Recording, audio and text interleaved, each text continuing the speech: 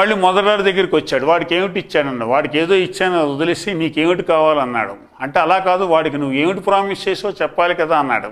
అంటే నీకు ఏ వరం ఇస్తే దానికి రెట్టింపు ఇమ్మన్నాడు. ఈయనకు ఒక కారు ఇస్తే ఆయనకి 2 కార్లు ఇవ్వాలి. ఈయనకి ఇండియాకు ప్రెసిడెంట్ చేస్తే 2 ఇండియాలకు ప్రెసిడెంట్ చేయాలి. అర్హత ఉందా లేదా అవసరం లేదు. అంచేత ఏం చేసినా కూడా అవతల వాడు ఏమవుతున్నాడు, రెట్టింపు ఎక్కువ పొందుతున్నాడు.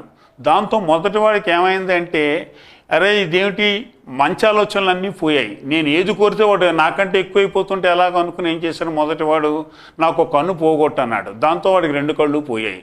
ఇదంతా ఎందుకోసం చెప్పాను అంటే, ఇప్పుడు చాలామంది ఏమనుకుంటారు, ఈవెన్ నెంబర్ సెట్ తక్కువ న్యాచురల్ నెంబర్ సెట్ ఎక్కువ అంటే అనుకుంటారు. నేను ఈవెన్ నెంబర్ సెట్ తీసుకుని చిన్న పేపర్ల మీద 2, 4, 6 అని పిల్లల చేత రాయిస్తూ ఇలాగవన్నీ రాయిస్తున్నాను. నేను ఎప్పుడైతే 2, 4 రాయించానో మిగిలిన వాళ్ళు కూడా ఈ న్యాచురల్ నెంబర్ సెట్ వాళ్ళు కూడా ఏం చేస్తారు,